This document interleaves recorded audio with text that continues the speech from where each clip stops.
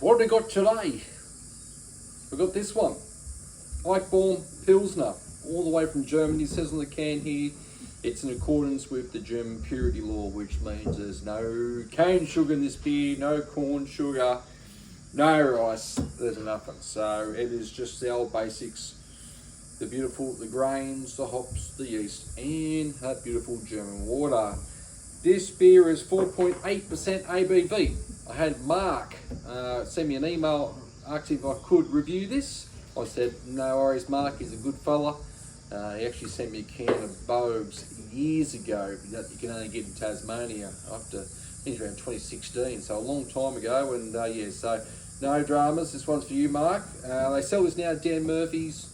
I believe you get a carton for about 65. It's about similar to what Liquorland do with Henninger, with their the German lager, which I do like Henninger. I think it's really good for the price. Those long necks of theirs, they're pretty good on a hot summer's day here in Australia.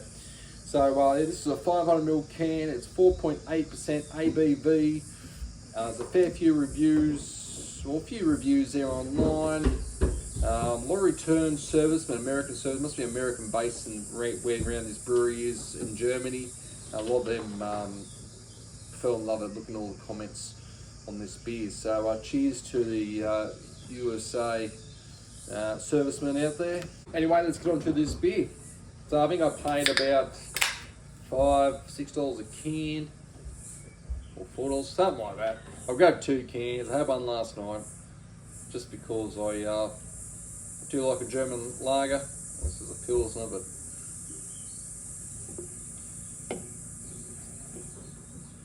lager yeast for the Pilsner style. What have we got here? Now you got a light colour. It's nearly hitting that straw appearance. And this light, we've got 2 finger head, pretty white. Yeah, good carbonation flowing up this Pilsner glass. Yeah, it looks pretty dynamic in the glass. Now, the aroma. Now, I had my wife actually have a sniff of this beer last night because, I don't know, it has a bit of a different aroma. I get a lot of breadiness, that kind of real bready, doughy, malty smell that you do get. It's malty, bready.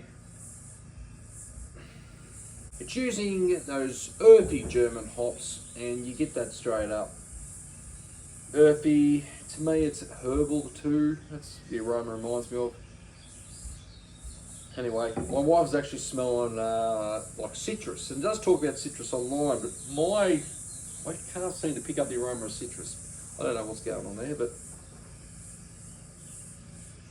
actually, my wife did say they remind me of the old Barefoot Radlers, lemon lime Radlers. I just got a hint of it, I actually did. Must be this glass has helped me, I'd say. I've got a little bit of that aroma. Anyway, it looks absolutely delightful. First beer of the day. Cheers to Mark out there. Prost.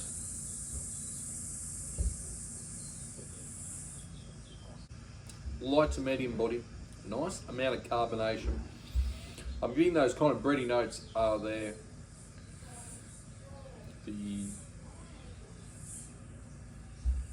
To me, it's kind of like a herbal flavour.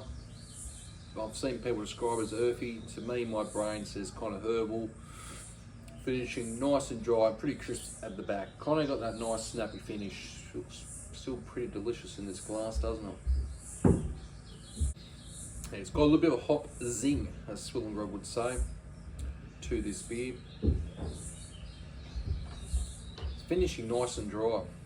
Sessionability would be astronomically high, as Swillengrove would also say. You could drink it all day. Yeah, it wants you going back for more. Being a Pilsner, it's got a little bit more bitterness than say what they, if you look at it in Australia, the Henninger, for example, or even the Paulaner Helles Lager. The Pilsner's got a bit more hop bite at the back. If you've had Bitburger, kind of similar to that. To me, I don't think it's quite as good as Bitburger, but for the price in Australia, it's pretty good value.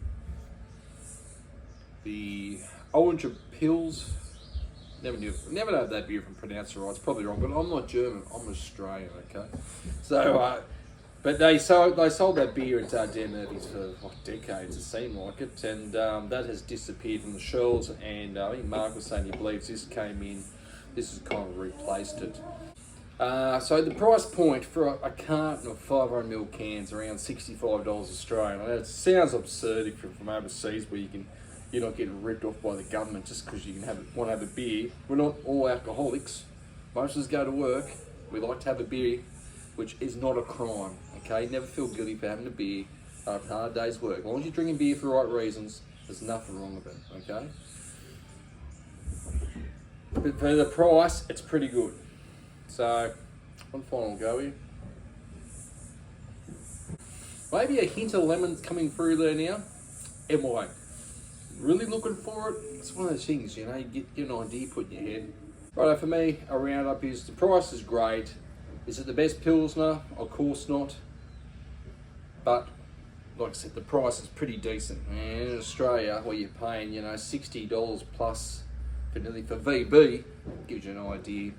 I'm happy to say that the Eichbaum Pilsner is a good Pilsner, and it's not knock your socks off. But if you have a liking to a German Pilsner, for the price, this will do the job. So I think it's pretty decent. I'm going to grade it as good. Righto, so cheers for Mark for giving the idea to actually review this. I'm pretty sure actually booze reviews are in comparison. A little while ago, I'll put his video up here if I can find it. I'll put it in there. You don't comparison with another Pilsner, but so don't knock your socks off, but it will do the job. If you want a nice refreshing beer on a hot day, why not for the price? Okay, thanks for watching the episode of Jez Reviews. You guys all take care.